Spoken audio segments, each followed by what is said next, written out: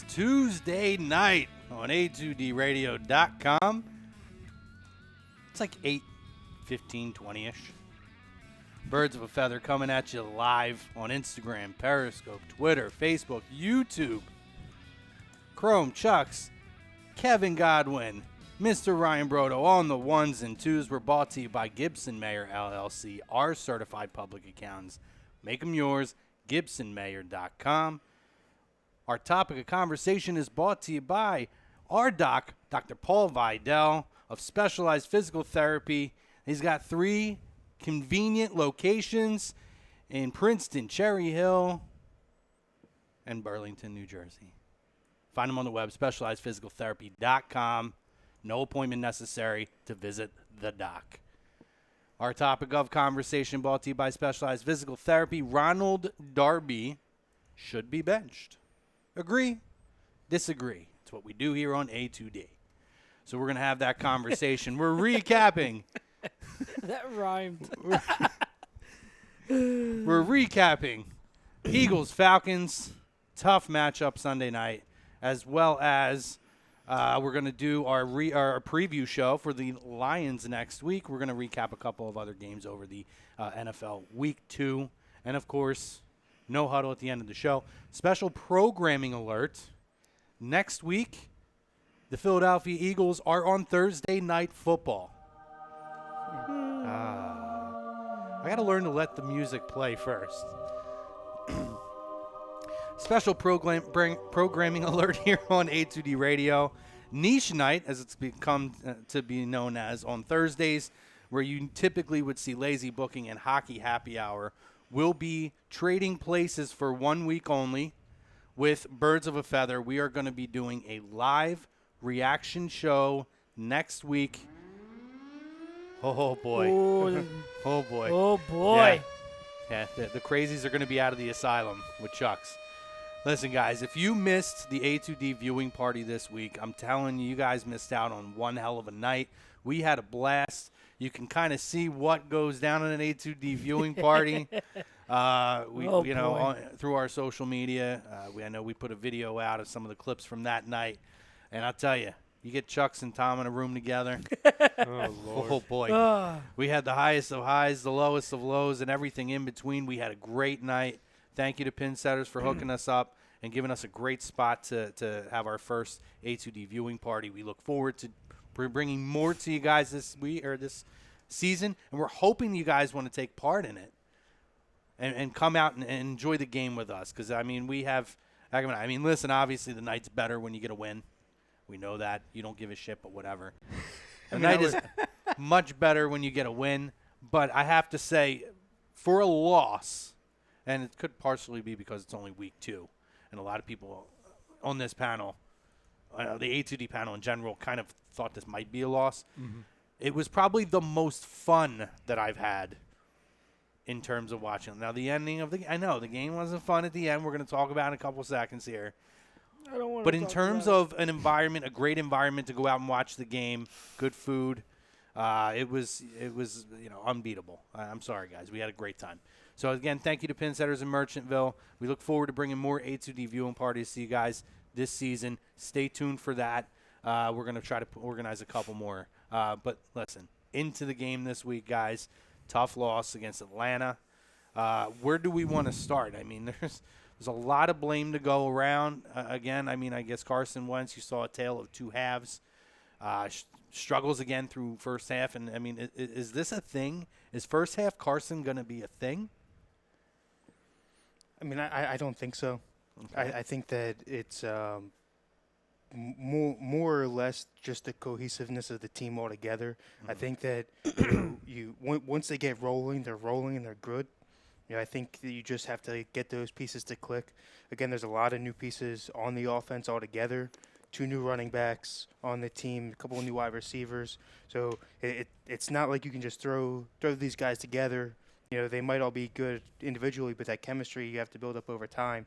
And that's not something that happens in 2 weeks.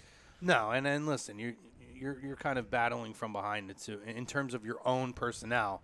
When you lose your number 1 and number 2 wide receivers essentially for almost the entire game, and then even pregame, Dallas Goedert gets hurt. So now you're down to tight end who's another very important piece to the way that this offense seems to be clicking this year. So your offense was down a little bit. We had injuries. I mean, it felt like a body bag game as the game went on, because then you had Timmy Jernigan got hurt. He's out for a while. You had Corey Clement get hurt. He's out for, 2 weeks, 3 weeks, I think. 2 weeks. He took a shot to his arm. So, you started to see guys drop. It was a little tough to watch. But I think the big question here is, this is now 2 weeks in with the secondary, and we're continuing to see a lot of mistakes in the secondary. Ronald Darby got absolutely torched this week. There's no other way to describe it. So do we think that this is the time that we have to bench Ronald Darby? You want me to go? Go ahead. Nobody wants to be the first one to say it. I'm usually not the one to overreact. All right, I'm usually like, all right, it's 2 weeks in. Calm down. However, the reason why I'm saying agree to the poll is because 2 weeks now we've seen the inconsistent Darby, which is a norm. Like he'll make a great play, and then you're like, wow, like Darby's playing really well. But then he'll make boneheaded plays like the ones he did. That sequence of 3 deep passes targeted him, all of them could have gone for touchdowns. He doesn't have that speed that we've known him to have. I have to believe he's not 100% healthy. So all of that being considered, and the fact that last week, for the most part, Sidney Jones and Rasul Douglas both played well. I say Darby has to get benched for one of them. I think they've earned it in terms of they are young guys who could be the future of the secondary or want to be. We all know Darby. I mean, Rasul struggles, his limitations. He's not the fastest guy. Half of us, or most of us here, or all of us, believe he's a better suited safety.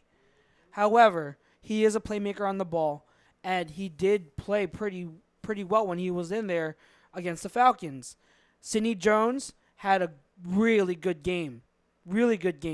I think him and Maddox, you can't really get mad at over their performance on Sunday against the Falcons, because they played very well. And Sidney Jones is, he had a few hiccups in week 1, but it's week 1. But he started to get into a groove. Week 2, you're starting to see him playing well. Maybe that's a trend.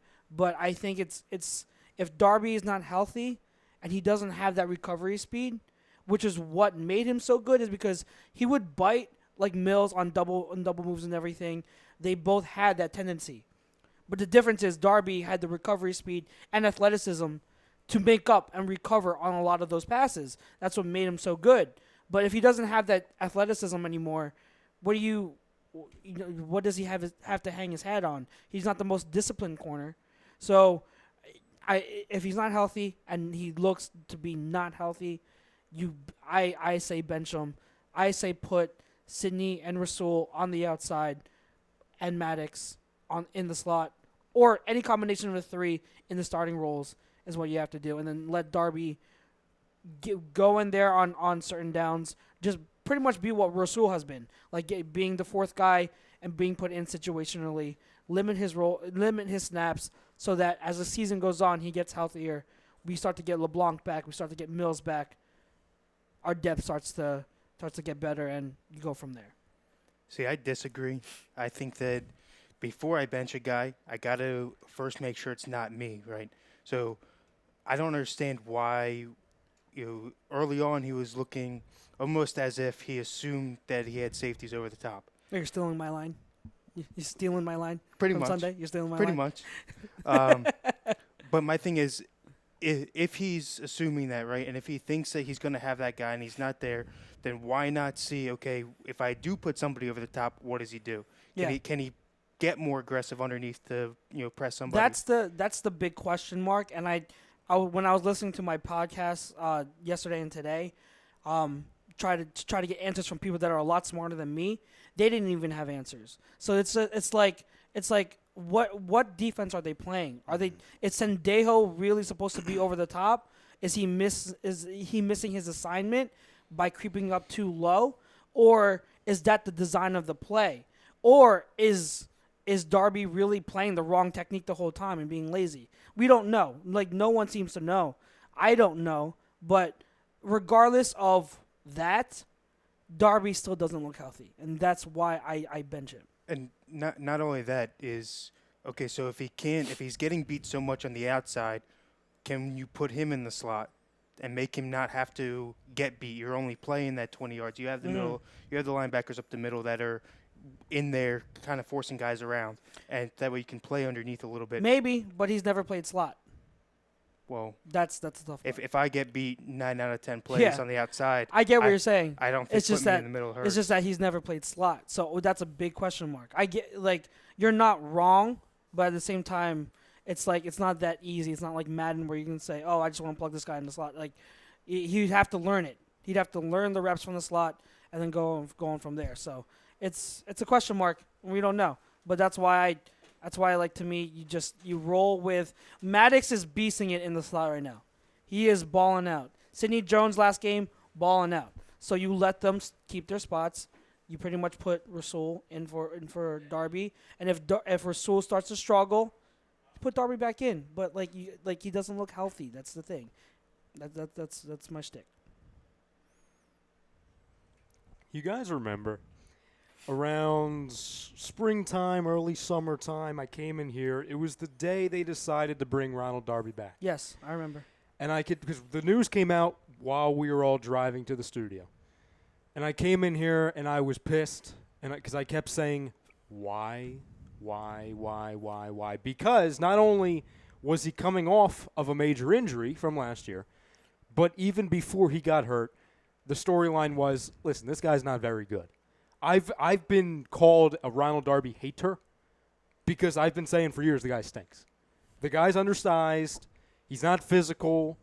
Chucks can make more tackles than Ronald Darby. And everyone talks about his speed. Well, we probably have to see his speed all the time, which, by the way, he's not fast enough, especially on Sunday night. Mm-hmm. But we have to notice his speed because he's being burnt every other play. You understand? I just don't understand the fact that and I get it, we have to have him go up against other teams' number one wide receivers. I don't get how we should expect as an organization, a fan base, whatever, to win in the long term when that's what we're going to have to see. If it's not Julio Jones, it's Antonio Brown. If it's not Antonio Brown, it's Devontae Adams. You understand me? Yeah. Ronald Darby isn't cutting it. Sure, we won with him in 2017. But guess what? We had also Mr. Jalen Mills, and he's not great. But having Ronald Darby here makes me miss Jalen Mills, and I don't think I ever would have thought that far. I wouldn't go that far. Did you not see how atrocious Ronald Darby was? Do you not remember how atrocious Jalen Mills is? Well, I'll tell you this, Chucks. I'll tell you this, Chucks. Said, was he as bad as Ronald Darby when we beat the Falcons the last 2 times? No. Yeah. Oh, really? He's given up some.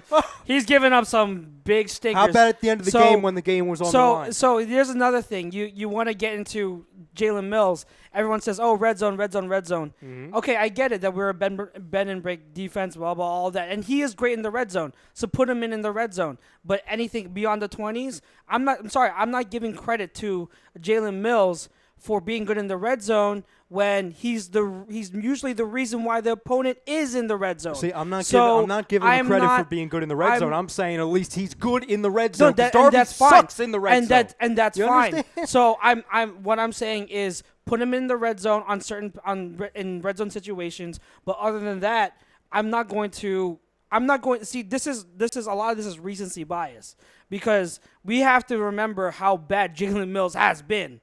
His last great game was the Super Bowl, which he balled in. He's one of the only people in our secondary and our defense that played a really good game, and I admit that. I don't mind admitting that. But beyond all of last year, he did not have one single great game in all of last year. So we have to remember how bad he has been. The beginning of the last year before he got hurt, he was giving up constant deep balls every single game, if not one, more than one, couple, few. We have to remember that he was bad. He was very bad. Would you say Darby had a good season last year? Darby had moments, but that's the thing. Remember week 1? Do you remember week 1? We were all praising Darby that he had a great week 1 against the Falcons, and that last play against Julio, the last play with the attempt to Julio, week 1, that was Darby. So Darby in the red zone pushed Julio out. So he had great moments, unlike Jalen Mills, and that's what I'm talking about with Ronald Darby. You know, I just said I want him to be benched. So I'm not trying to defend the guy, but I'm trying to still be realistic here and try to keep it even keel and say, like, okay, Ronald Darby, when he's at full health, he's regarded as a decent corner, a good corner, because he has a recovery speed. Is he the most disciplined cornerback? No, but that's his style. There are cornerbacks that play that kind of style where they rely on their athleticism. They let wide receivers beat them off the first move, but then they bait quarterbacks into throwing that pass and use their athleticism to recover, and then they make a play on the ball. That's Ronald Darby's style. If you can be a fan of it or not, but that's legit what he's made his game out to be like. That's what he's made put his game on, harp his game on. So that's how he is. And see, like, we see one or two good plays or one or two bad plays from Darby, and they are horrible. They were horrible plays, but we jump on them. But then we criticize them, and rightfully so. But then at the same time, did he not have an interception against the Falcons? Ralph could have made that catch. But wait.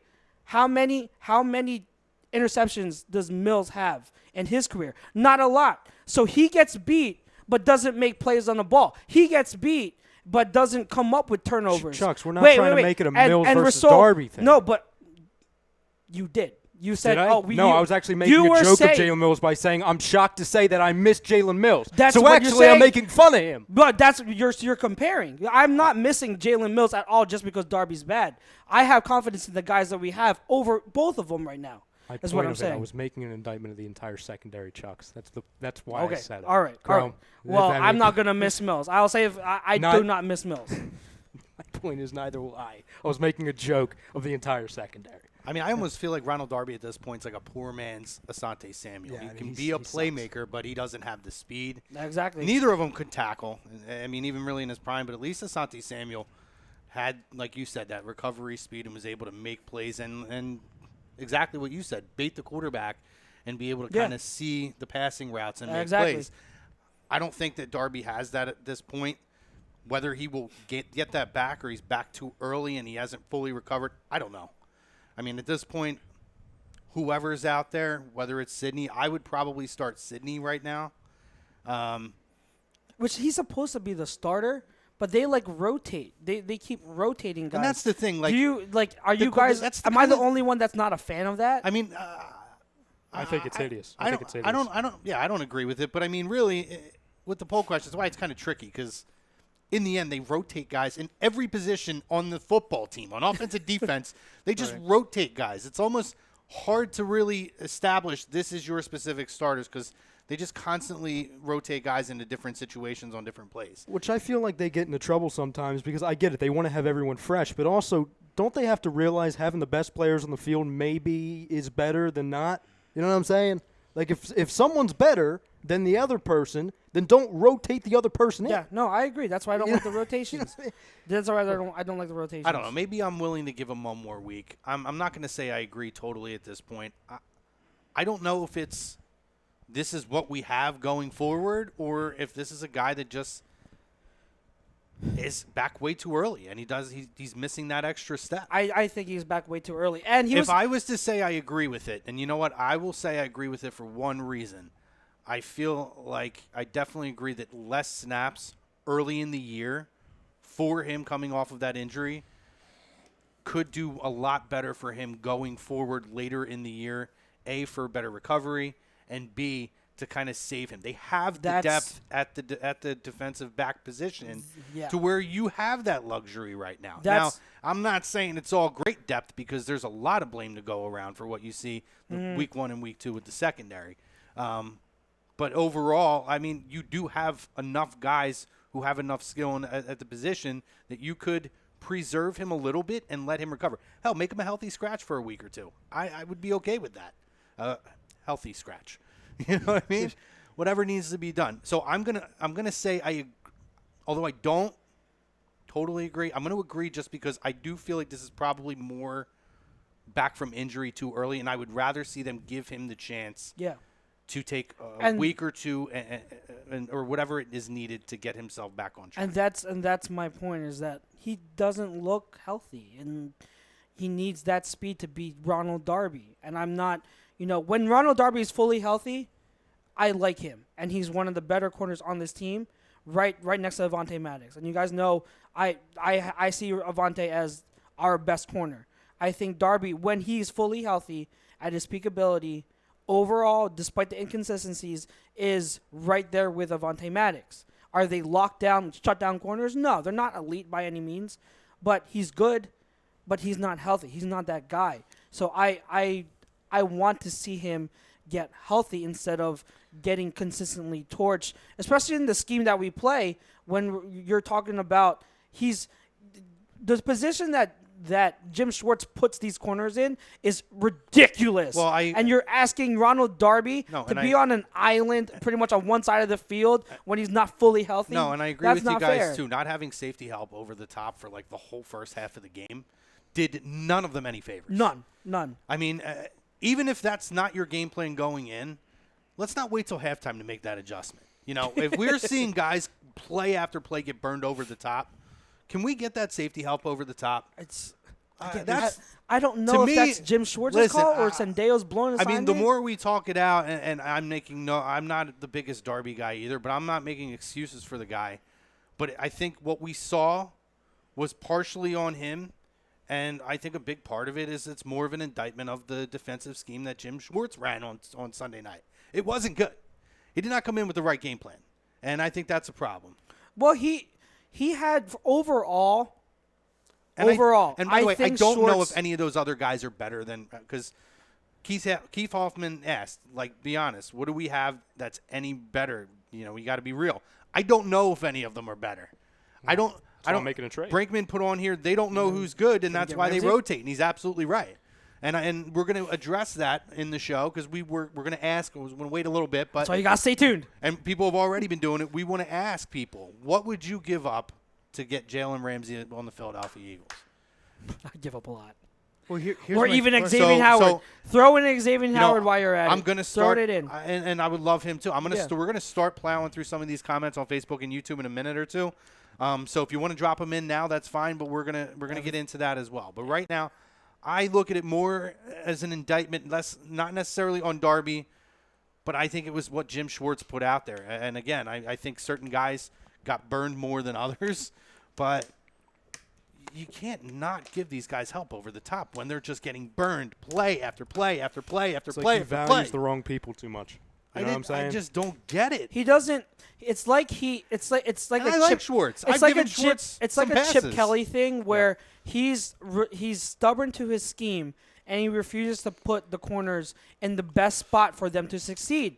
He does it repeatedly with Rasul. He does it repeatedly with Sidney Rasul Jones should and be a safety. We all agree with that. Preach. But here's the thing. Before we get to the comments, real quick, Rasul Douglas, if you're gonna put him at corner, he has to be at the line pressing every single time, not soft zone where his lack of twitch ability and athleticism is going to get exposed because he's going to get beat at the top of the route. Do you get what I'm saying? Like, you're going to put Rasul on the line, press coverage so he can be physical and disrupt the route. That's what Rasul does as a corner. You don't put him in soft zone the whole time where he's going to get beat consistently at the top of the route. That's not what he does. You can't. If he's at corner, that's not his game. If you're not going to put him in a press coverage and cover 3, you better put him at deep safety where everything's in front of him and he doesn't have to rely on athleticism because he doesn't have it. Right, he doesn't have athleticism. Let me get over to the fam here. Clay Ferguson's, he says, what's up? Eileen Pompey, what's up, Eileen? She sends us a kissy face emoji with some lips. We always love a little love back, Eileen. How are you?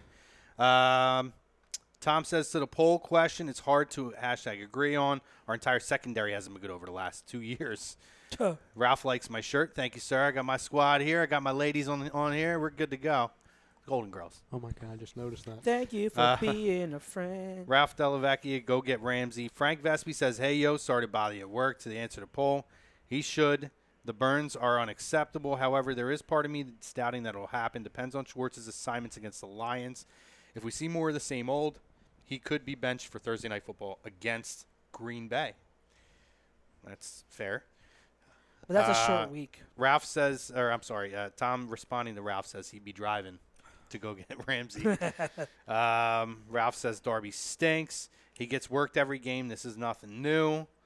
Tom says cost all of us money 2 straight weeks. Ralph says Sydney's a beast. Got his first pick Sunday nights. Clay says, so Clay is, I think, our Jacksonville fan, right? Yep. Yes. So he Jaguars. says, would you guys give us Dallas and a 1? I would not give up Dallas Goedert. No way. No. No. No. Of course he wants Dallas. Only if he goes to New England. I mean, if I was you guys, I'd ask for that. But Dallas Goedert is the heir apparent to Zach Ertz. He's not going anywhere. Keith says that if we want to start Rasul, we don't know football. Clay says he's going to cost to acquire. I'd rather fire Doug, Wash, and Tom. Ralph says Douglas was holding his own when he was going up against Julio. Because he was in press coverage. I'm going to say it again. When he's in press coverage, he's a good corner or a decent corner. Jeff Lomayer says Sendejo disappointed me as well in the first TD. Blew the coverage and didn't help over the top. A lot of blame to go around. Yeah, you stink. Keith says that Rasul is slow. Andy says, hey, guys, dropping in to say hi. Hi, Tough David. loss Sunday. Much love to all 4 of you, even the patch jabroni. Keith says that Darby's a man corner. Mikey Klankoff of Hockey Happy Hour says Nelson Aguilar sucks. Sunday. To which Kevin Godwin responds, bricks for hands. Cost us 14 That's points. generous. Andy says he'd love to see Chucks tackle someone, preferably me. Ralph says, give me $15 million, I'll make every tackle. Ralphie. God, I'd Ralph. like to see that. Hope you don't get a cramp. Where are we at? I lost my place. Andy says his agent, he'll take 10 in a lifetime supply of food of his choice. Keith does not agree that Jalen Mills is better than Darby. Eileen. I can't read today. Eileen wants to know, who is our favorite Eagles player on the current team? On the current team? Who's mine? I mean, the easy we got answer for Sproles over me, here. the easy answer for me would be Ginger Jesus, but I'm going to go beyond Yeah, him. besides him. So I'm going to say, it's all the favorites that we have. I would say Fletcher Cox is my guy. My guy who I'm looking forward to, who I'm sticking with him this year, is my breakout guy. Thought he had another strong game, is Derek Barnett. That's a dude I'm keeping my eye on. I love watching Barnett play when he's healthy and on the field because I always think he makes plays. So I would put him as one of my top guys. I've always been a Vinny Curry guy too. Because he's Oh, a yeah, wrestling, he's a wrestling guy. guy. But he's like a good dude, and he's Yeah. actually a productive player when he's on the Eagles. Not on Yeah. other teams, but on the Yeah. Eagles. I'm a For some Sproles reason. guy. I'm a Sproles guy. Sproles is a good guy Yeah. when he's when he on the field. only gets like 3 rushes, not like week 1 where he got like 17. Do I have to say mine, or do we all know who mine is anyway? Donnell Pumphrey, all time anyway. Booby Miles, Miles Sanders, baby. Really? Over Sproles? Yes, Miles needs to wake Shocks the hell up. me. He needs to wake the hell up. he needs to wake up. He needs to He learn looked fast. like a poor man's he needs Corey to Clement. learn. He needs to learn, and needs to learn fast. Ralph wants to go to the Pats game with you, Oh, we're going. and I'll be there. he asked Week what my 11. shirt is. Again, it is Oh, a God. Golden Girl shirt. You want that pain? Thank you for being. I have no problem. a friend. Keith says God Sydney bless and Sydney and Darby and Avante in the slot. That's what it's been. Mike Parker wants to know, can we get Ramsey? How we can get whoever the hell he wants? So I have a question for that later once we get through the comments.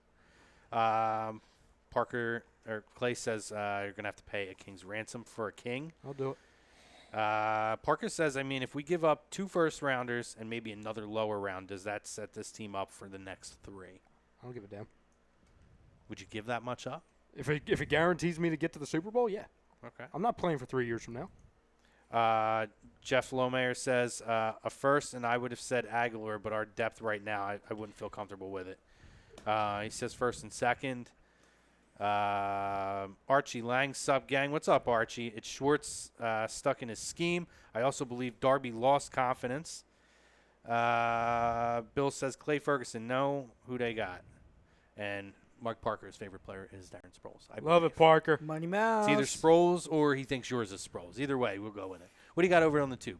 A lot of stuff. Yeah, they're What's flying. up, tube fam? They're Eagles champs won, says Jalen Ramsey wants out. Eagles should trade for him. Agreed.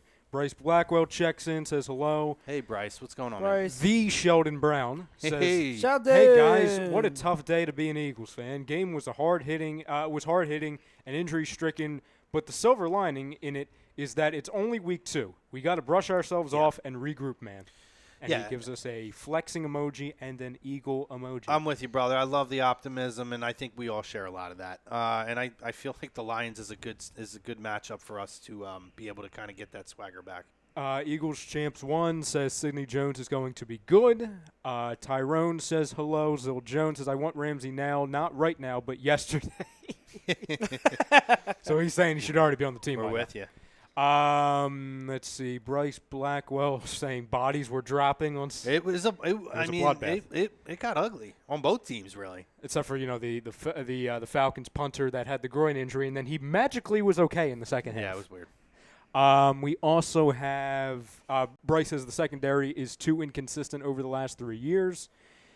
Zil Agreed, Jones says, or we can just send Darby to Jacksonville for Ramsey, and that'll be their problem. Yeah. Where can I sign up for that? We playing Madden right now? Eagles champs just says cut Darby. He wants us to cut him. Nah, I wouldn't cut I'm not him. there He's- yet. he's- I hate Darby, but Don't no. overreact. He's not. He's not at that point. Zil Jones says Darby is toast. Never seen a player get abused the way he does live on television. Oh, Is yeah, just we have. don't matter. Teams literally bully him. Bradley Fletcher? Do we not remember Bradley Fletcher years ago? Eagles champ says I like Jalen Mills, but there were some stretches where Jalen Mills got beat up every week too. Yeah. No, like I said, they all. Like I said. Listen, I mean, Darby has had way more positives in his Eagles tenure than negatives, and that's what we forget because we live in the moment, and he got scorched this week. There's no doubts about that, and I don't know that he's going to be the same player. But I just can't overreact, and I can't take away from the fact that he has been a pretty decent player over the course of his career overall. Remember, Yes. I don't know if I think you were on your honeymoon at the time, but remember we were doing a show. We were talking about like our main concerns. Oh, that was heading like into 7 the shows. He went on the longest honeymoon Well, ever. yeah. So that's why I assumed. You know what I mean? There's a lot of wiggle room in that time. We were talking about our main concerns heading into the season, and I was talking about because in that moment there were a lot of articles from like ESP, all these friggin' idiots. They were saying, "Oh, the biggest improved position spot was the secondary," and I said my biggest concern, other than obviously the health of Carson Wentz, was that I felt that our secondary, we had just a lot of stuff. You know what I'm saying? Like, Question marks. we had Maddox, we have Sidney Jones, we have Jalen Mills, we have like that's we did. It's say just that. a Yeah, lot you're of right. stuff. You're right. Yep. And it's coming to fruition. And like people were saying, like, okay, if we're benching this guy, who are we benching him for? And that's true. You know what I'm saying? I would like the answer to be we're benching him for Jalen Ramsey. Like that, I would love that to be an option. Yeah. Couple things over here before we jump back over there. Kyle says I would bench Darby, but who are we benching him for? There we That's go. my main issue. There we Agree. go. You're Yes. right. I agree. 100%. I mean, for me, Sidney Jones, but Sidney's already started on the other side. he is. It's Rasul. You put in Rasul. I but don't know here's- that I would start Rasul here's- over him yet. But here's the thing. No. I'd give it another week. If he comes out with a real piss poor showing this week, Who else do we have? But here's the thing. Like late last year, when Rasul and Maddox were the stars on the outside, remember Rasul made big plays. He played pretty damn well, and it's not like he hasn't had playing time on the outside. Wait, but it goes Played to the very thing well about against Dallas Schwartz. last year. Yes, it goes to the thing with Schwartz. If you're going to put Rasul there, then it has to be press corner. Well, that's what I was going to say. That he It played has well to last year when they were in press coverage. press coverage. That's the thing. To the question earlier about people getting abused, Greg says, "Did we forget about Byron Maxwell?" Oh, don't Yes. say his freaking name. I mean, he's That's why I right. said recency bias earlier, because Eagles fans are gonna rip on Ronald Darby, forget all the good he's done, and then forget that also we've had a lot worse in our secondary over the past few years. Greg says, "What's up, fellas?" This was his first comment. He says he disagrees with the poll because who are we benching him for, Russell? Come on. Plus, they all play enough snaps. They aren't really going to get fully benched anyway, which we said. They rotate anyway. It's like the running back position. Like, who's the starter? There's a starter, I guess. There's not like a bell cow guy. And Chuck, I disagree with you too with the whole recency bias because we can't. And I'm not saying you were doing this, but we can't act like Ronald Darby has been good. He sucked on Sunday. He wasn't good against the Skins. He wasn't very good for a majority of last season. I look at it as this. Sure, Byron Maxwell was awful, but it's like we're comparing trash to hot trash. Like, it's still trash. You know what I'm saying? It doesn't elevate Jalen Mills. It doesn't put down Ronald Darby. He's not very good. He hasn't been consistently good, and that's what I've been saying since day one about Darby. Is his problem is consistency, where one play he's making huge plays, and then another he's making stupid mistakes. And so that's what, like, I get what you're saying, and overall I think we agree. Mm-hmm. I just think I'm more so addressing people who are like the one commenter, cut him. Oh yeah, no, we can't. No, like, come on, like, he still has shown he can make good plays, so don't completely give up on the guy. No. I said agree again. I'm going to reiterate. I said agree to bench him because I don't think he's healthy. Mm-hmm. That's why I say bench him. Ralph says, when do you think Ramsey gets traded? I think sooner than later. Sometime in the next 48 hours. I don't think he plays on Thursday. I don't think he plays on Thursday. It's possible. He said in his press conference, if he's still there, he will be playing on Thursday. And I respect that. I don't know. I don't know if he'll be there. I don't think he's going to be. I don't know. Take that with a grain of salt. Bill says Howie should just call and say what do you want and make the deal. We will leapfrog to the favorites and we will be able to keep them here. So Clay says, as a Jags fan, Chark, Westbrook, Lee, and Conley are good enough, and getting NA wouldn't be an improvement over any of them. Draft capital. Goddard, on the other hand, that's what is wanted. That's what you want, but here's my thing. You're not getting Goddard. This isn't like Major League Baseball where you trade prospects for play. Like, in the NFL, it's draft picks are the capital. So you might want Goddard, but the chances of getting Dallas Goedert are very, very, very slim. Slim to none. They're going to look more at the draft capital to grow and draft and build their team for the distance. Now, I mean, Goddard would be a huge addition for you guys. But it's the NFL. This isn't the NBA and all these other teams. You don't see a lot of player-for-player deals. Yeah. They're very few and far between. So I think that that's what it's going to take, or that's what is wanted? They may want it. I don't think that's what it's going to take by any means. They're not going to get it. I don't think they expect to get that either. I think we saw that on Sunday. Goddard is a bigger part of this offense than a lot of people will let on or realize. And that's my question is, would we even be diving as deep into this defense knowing that they have moved into the bend, don't break category if they had all of their weapons early on in the game? It's a fair question, but we can't answer it because we don't know. Yeah, we don't know. But you're absolutely right. I mean, again, to repeat back to the first part of the show, when you lose, and it's no excuses, they still put points on the board, the Eagles. They still found ways to score. But when you lose your number one wide receiver and your number two wide receiver essentially in the first quarter, first few minutes of the game, and you lose your number two tight end who has become a big part of this offense, both in plays where he's a target and plays where he's not, where he's protecting, as an extra blocker. That's a big blow for this offense. The 12 personnel was a big. That was I can almost guarantee you that was a huge part of their game plan going into Sunday night. If we're flipping the switch and you say, oh well, you know what, Julio Jones and Sanu get hurt, and not Calvin Hooper, Ridley. but who's their other? Calvin Ridley. Who's their other tight end? Oh, tight end? I don't know. They play. I don't know. It's Austin Hooper is the starter. So they don't have a second. They don't run any two. I can't even think of it. No, not really. All right, we'll take somebody. Three out. personnel. I'm not going to take out Ridley because I think that Ridley's more part of the offense. Sanu. But any other He's their slot. Any other guy who's like a part of their offense, I wouldn't put him on that. But take out those guys. That's a huge blow to their offense. Like who's Matt Ryan throwing the football to? And Nelson Aguilar. 3. And one real fucking big one. Well, and I'm trying not to use the F word anymore. That was a real big one. You know what I mean? I mean, it was huge. there's it was no the game winner. excuse for that. It was the game winner. And I'm not just going to blame him because then part two. Now, I know we're throwing it on the secondary, but they still had a chance to win the football game.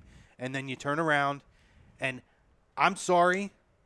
I'm so sick of seeing this team run to the pylons and not beyond. Run to the markers and not beyond. That's also on Ertz. That's on Ertz. When Like, you Ertz has to get need to get 6-7 yards for a first down, particularly when it's fourth down, you need to go a yard or two ahead. Yeah.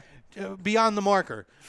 You have to factor in potential errant throws and everything else and coverage and having to come in to receive the ball because that happens a lot. Sometimes you're there and you're open, but if the defenders are closing in, you may have to take a step in to make the play. You can't run right to the markers. And he's not a yard Run a yard or two guy. beyond, and he does it every time. Yeah. And he doesn't have any yards after catch. And he's not a yak guy. He ain't getting a yard after that. So if you're going to have to come in instead of going beyond the marker and stepping in and still getting the first down, he's going to the marker, still takes the step in. He's a yard in front of the freaking marker, and he falls back, and he ends up getting tackled for a loss because he can't break a tackle. You know what? Yeah, You know what I always know. think of in that moment. So, yeah, Jeff? Ronald Darby and Schwartz and all these guys, that's fine. But Nelson Aguilar is shopping footballs left and right. We're back to Nelson of 2016. And Zach Ertz, I love Zach Ertz because I'm trying not to dump on Zach Ertz. But this is just bonehead mistakes. They're mistakes. Like We love the guys, but they're mistakes. You call them out. The yak is one thing because he's still a great route runner and he gets yards. So, like, it's hard when he has done what he's done over the last 2 years to really come down on the guy. But in plays like this where you have to get a first down or the game is over, this happens time and again. You need to go beyond the marker. He does, and he knows that. The Ertz after the game knew that was on him. But I will bet he'll do it again. Yeah, I was going to say, how many times has he said that in the past of, I feel like I let my team down? Well, then don't do it, Zach. Come on now. I don't think for the rest of the year. I don't think that mistake is going to happen. I don't think it happened. I think Ertz being the way he is, I think he learns from that mistake. I don't think it happens because I don't think he gets a chance. I think if Goedert's healthy, Goedert's in. They don't go back to you if that's the case. I don't know about that. He is Carson's I don't know boy. about that. I mean, you know what I'm saying? Ertz gets open. Yeah. He gets open. By the way, But we're so forgetting can about Goedert if somebody. he's healthy. We're forgetting about somebody on offense. Isaac Siamalu. Like, what the frick, man? I mean, we have to add him in there too. Like, adding into, like, the frustration. Okay, I'm going to go on a rant here. Can we please stop living in the 90s? Randomania, love it. Can we please stop living in the 90s and saying, we need to run the ball more. We don't run it enough. The running backs ran for average 2 yards a carry. All of them. Miles Sanders, Darren Sproles, Jordan Howard, all three of them averaged 2 yards a carry. They did not run well. The offensive line did not block well. And Isaac Siamalu cost us 40 yards on 4 penalties. On run plays, all of them called back. So don't tell me they need to run the ball more. No, they need to run the ball better. Okay? If you want a better running game, you then get mad over Doug Peterson not running more behind center, or the fact that Dallas Goedert not being there totally effed up their game plan. And because I can guarantee you, they were going to run 12 personnel a lot of that game because the Falcons linebackers, they're all small. They're all fast. So what do you do to offset that? Go big. You go 12 personnel, you run out of it, you do a lot of play action, and Goedert is your mismatch. So that's I can swear I put money on it that was a big part of the game plan. And the minute he got hurt and was out of the game, a lot of that went out the window. And obviously, having your top 2 wide receivers does not help. So going back to it, if you're not running the ball well, why would you want to run it more? Why would you want to keep running for 2 yards a carry the whole game? It's not like they were not running in the second and third quarter. They were running. It's just that they weren't going anywhere. Okay? This isn't the 90s. This is 2019. Passing is the way to go. That's why I always say It's a passing league. the running back position is about versatility and being able to be used both in the ground and the pass, in the air. Because when the ground game's not working, the running back has to contribute as a receiver. So don't talk about, we need to run the ball more. We need to run it half the time, 50% of the time. No, we don't. This is a passing offense. If the ground game is not working, put the ball in Carson's hands and let him make something. And last thing, for all the complaining about we need to run the ball more, did the Eagles not come back and take the lead? Did the Eagles not come back and take the damn lead in the game? And then when the Falcons scored the go-ahead touchdown, what, you're going to run the ball on the final drive when it's 2 minutes left? No, you're not. So you're complaining about something that actually freaking worked. It worked. They came back in the game and took the lead. So you're complaining about something that's irrelevant. They do not need to run the ball more. They need to run the ball better. That's the difference. It's not high school football where you run the football all the time. It is a passing league. Not only that, you think about this logically. 3 of your top 5, top 6 receivers are out of the game. Your 4th guy's got brick for hands. What else do you expect the Falcons defense to do? The only thing you can do now as the Eagles is run the ball. They're going to stack the box, which would happen. Our line sucks as is. Nothing's going to go anywhere. He said our. Maybe. I caught that. As soon as I said it, I knew I was going to regret it. Well, ours in our fam's line. Yes. Right. I got you, exactly. buddy. I got you. Eagles are Dolphins 10-6. Eagles are his NFC team. What do we got? You're not even going to drop it to 9 now? Tom said they don't even run the high school full. It's been a while since I watched a high school game. I just know it used to be all running yards. What'd you say? So you're not even going to drop it to 9 now? No, it's still 10. I had these 2 games as a loss on the schedule. Okay. You want me to go back to YouTube? Yeah, get a couple of the YouTube comments. So to answer your question on what they would give for Jalen Ramsey, Bryce Blackwell says 2 first-round picks for Ramsey, and then he says a second for, I guess, Xavier Howard. You don't think you have to go more than a second for Xavier Howard? I don't know. The Dolphins are like in a fire sale. Like maybe a second does it. I mean, if that's the case, then why haven't we done that already? I mean, come on. I don't know. Come on now. But would you give up a first, knowing that it's a late round, a later pick, a pick in the later round of the first? Would you give up that for Xavier Howard? I would. Yes, I would. Do we forget that Howie can't draft? Do we forget that Howie cannot draft? So I would. But the thing is, the dynamic does change when Jalen Ramsey is available, because if that pick can be used to get Jalen Ramsey. Oh, yeah. I'm going that route first. Ramsey's first priority. I'm already thinking backup plans. You know what I'm saying? Like, I have tiers now. I have tiers. Contingency here, okay? Like, this is not the time for Howard to become Matt Clintack and get conservative. You understand? Like, this is not. We have to stay in Howie hero mode. Tom says he wants Ramsey and nobody else. That's fine. I understand. I don't mind that. Get Ramsey. We can't have him. New England's got him. Shut up. Eagles Nest says we need lockdown cornerbacks. Our cornerbacks are trash. Todd Womack says first, third, 2021 second for Ramsey and Campbell. Who's Campbell? Oh, they want to get Campbell? Yeah, I guess. I don't know Calais if that's enough. Campbell? Yeah, I don't know if that's enough. A first, a third, and a 2021 second? No. For Campbell and Ramsey? Yeah, no. We're going to have to add in. I'll do that in 2 seconds. Yeah, I'll do it today. I'll drive those picks myself to Florida. Anthony says trade Aguilar and a first for Ramsey. See, this is why I don't do that. Okay? And Chrome, I know you're a trade Aguilar guy. I'm not right now because they need him. Exactly. I can't trade a wide receiver. You can't trade him now. What did I say? What did you say? I said weeks ago you don't trade Aguilar because you need depth.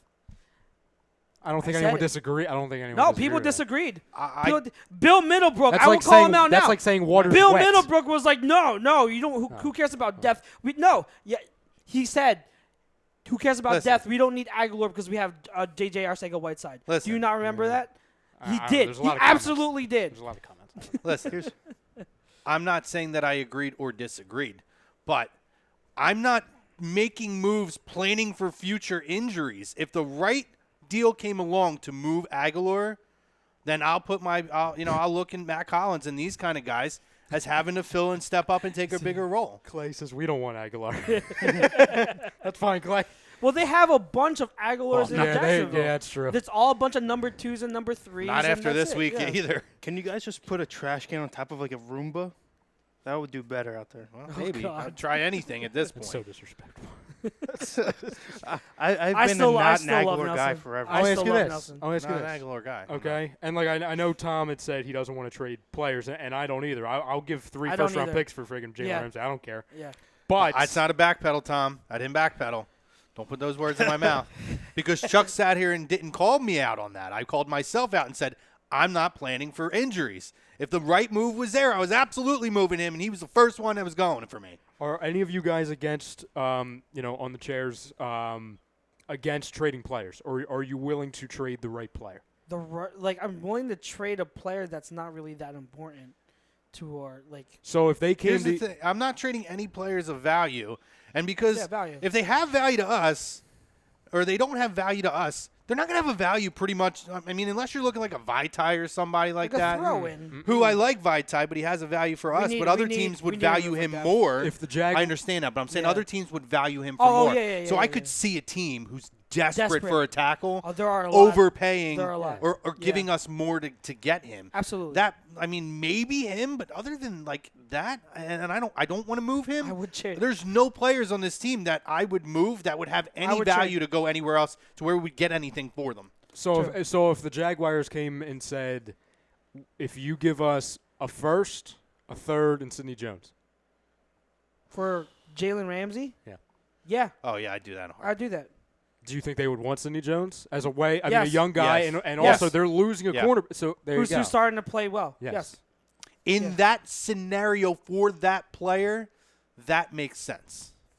Because If you're we have swapping skill, then yes. yeah, because you're giving up. You're pretty much the difference in talent. Tree The difference- comment. Yeah.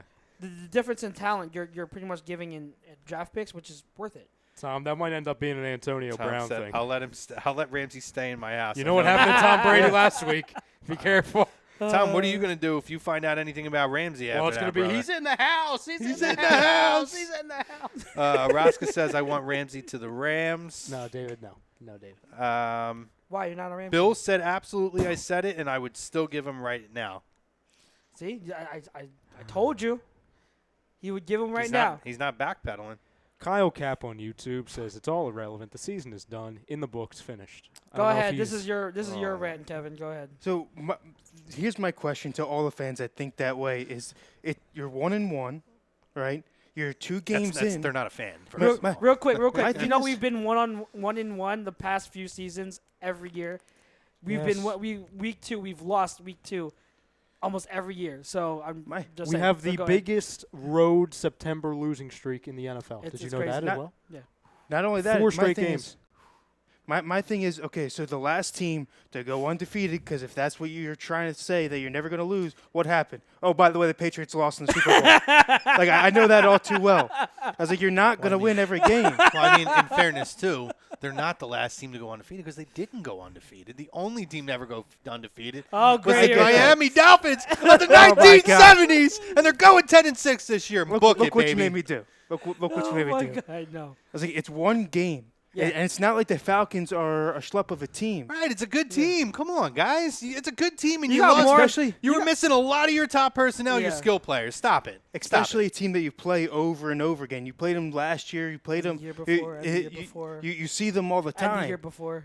It's like the Patriots playing the Steelers. We play them almost every year. Yeah. Every game outside of this year is almost always tough and comes down to the line. Yeah. You have to expect to have conference games that are close like that, and you're going to lose. Whether you expect to have beat them or not, they're Yeah. going to be tight. Yeah. I mean, we up until playing the dumpster fire this year, we lost to Miami 2 years in a row. Yeah. Tom said season's done. WTF. I guess the Bills are winning the Super Bowl now. Yeah. God. J-Hot says, yo, fam. Yo.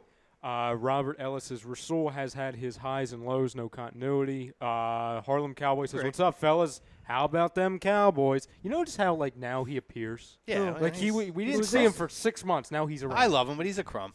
He's a crumb. He's one of my favorite. Join the He's crumb one of my club. favorite Cowboy After crumbs. Kyle Kapp said, the season was done, Zill Jones says, "Oh, great, we got a crumb in the chat now," which I don't know if he's talking about Harlem Cowboy or Kyle Kapp. But I'm gonna Both. assume We'll both. just assume both. Let's see. Anthony says, "I'm more mad at Nelson than Darby. The flashbacks to 2015 and 16 are haunting me." I agree. Zill Jones says, "Kyle Kapp, are you a Giants fan? Because I know you're not talking about the Eagles." Kyle Kapp says, "No, the Eagles are done." Yes, I am an Eagles fan, and I called a 7-9 season for the Eagles, and it looks like I'm right. Why? They're 1-1. They're 1-1.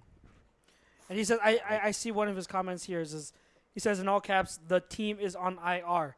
Oh, I didn't know Carson Wentz, Miles Sanders, Jordan Howard, Darren Sproles, our whole O-line, Go our whole next. D-line, Fletcher Next. Cox Next. is on IR. I Cool P didn't know that. What's up, says, Cool P? Eagles are doing their best to get Ramsey. Eagles are going 13-3. There you go, Cool P. I don't know if I agree. I mean, that's what I had him at, Yeah. but I might shift off that. Zill Jones says, okay, it's official. Kyle Kapp doesn't know football. 7-9 drugs are bad people.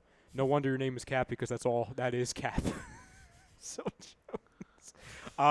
Eagles Nest says we can't continue to score 0 points in the first quarter and expect to win games. No, that's a problem. That's got to be addressed. I agree with that. 60 minutes, please. 60 Whoa. Victor Martinez says Cowboys are getting Ramsey. Is that an opinion, or are you seeing something? Or No, are you they're just not trying getting to make Ramsey. us panic? Because I don't like reading that. They already said they're Is not that former interested. major leaguer Victor Martinez? Victor, I mean, The talk to us, DH? my man. Talk to us. Welcome. We got some famous people up in there. Sheldon Brown. Sheldon Brown. Victor Martinez is a long-time listener. We haven't seen him in a long time. Well, Good to welcome see back, him. Victor. The Sheldon Brown says to play corner, you got to be cerebral and know how to almost feel for where the receiver wants to break at the top of the route. Corey Unland's coaching concerns me. Going to be cerebral as a corner man. Yeah, that's what he said. J Hot says Daniel Jones has the same stupid face like Eli. Yes. Yeah, Love it. Can he throw the They football, benched Eli for Eli. And then Kyle Kapp says, I miss Frank Reich. I miss actually scoring touchdowns and not punting every possession. Did we punt every possession last week when we won the game, Kyle? No? And then he says, I'm just waiting for Wentz to take his usual season-ending injury also. I'm just going to take a break from you too. They benched Eli for Eli. He's cracking himself up. So let me ask you delusional. guys, do you guys have a specific scenario, a trade scenario in mind of what you would do for Ramsey? A lot. I was joking with Tom. This is just a joke of an offer. But I was like, all right, I'll give him a first. I'll give him 2 firsts, Jalen Mills, Corey Clement, and Ronald Darby. And he was like, deal. Yeah. It's not a real offer. It was just we're joking around. I mean, but if it was, I'll take it. Yeah.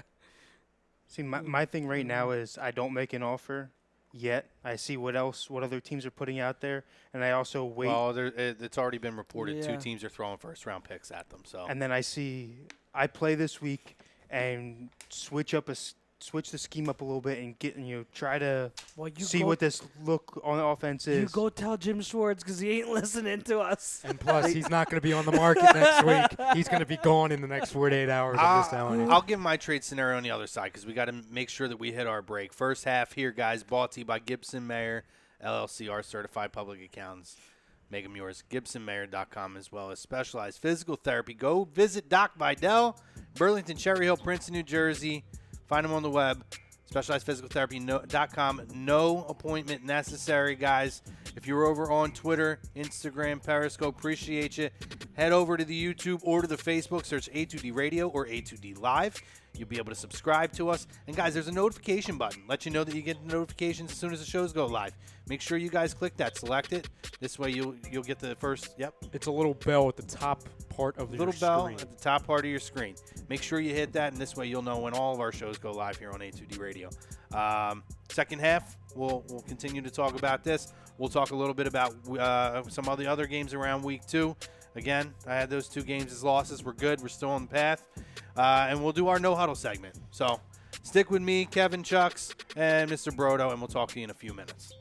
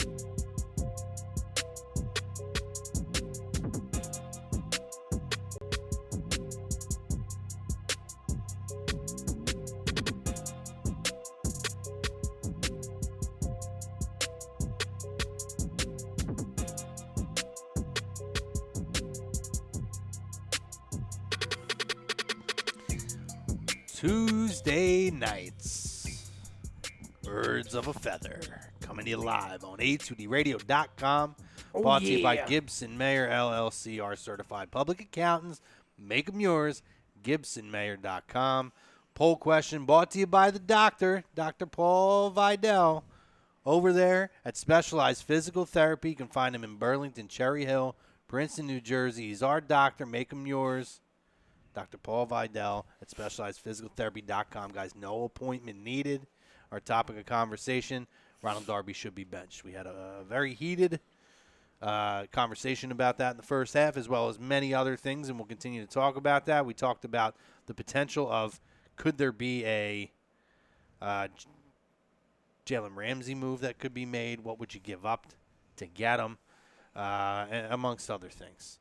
Ralph wanted to let us know he was still there, and we back, baby. Let's go. Aaron Robbins from the Friday Night Delights, the Philly Sports Guys, says, hey, fellas, great show. So who are you starting ahead of him? Talking about Darby. Jalen Ramsey? Jalen Ramsey. Jalen Ramsey. Yeah, we hope Jalen Yeah. Ramsey. I don't know. That's the question. To address Bill calling me out real quick, I would trade Nelson and whatever that package is for Jalen Ramsey. Of freaking course. But that wasn't what we were arguing before, Bill. And you know this. You wanted to unload Nelson for like garbage. When the whole time I was saying, let's wait for a right deal to trade Nelson. Don't just get rid of him for peanuts because we could use him for depth. That was my point. So let me know when you're able to figure out what the difference is between snaps and touches and rushing yards. Because last time I checked, you had a little bit of trouble there. Going we back gotta get into him this. We have to get him those freaking Mr. Softy now. You need the argument before the Mr. Softy. You need a milkshake, man. I could use a milkshake. Milkshake. No sprinkles or sprinkles? Bill says there has been confirmation that an NFC team has now offered a 2020 first and 2021 fifth. It's not the Eagles.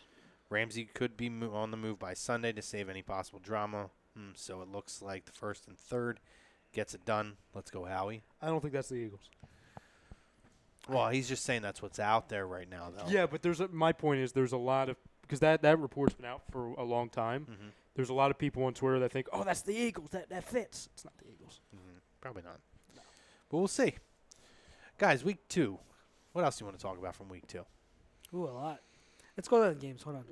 We lost some quarterbacks. The injury Ooh, bug yeah, is let's big. go Yeah, start- I mean, let's let's start talk there. about Let's that. start Drew there, Brees hurt. He's out for what? At least 6 weeks, I think. Yeah, Yep. 4 to 6. 4 to Then 6. Big Ben out all year, possibly reconsidering retirement again. And then And I Cam. can see it. And Cam. And Big Ben. A lot of injuries. Mm-hmm.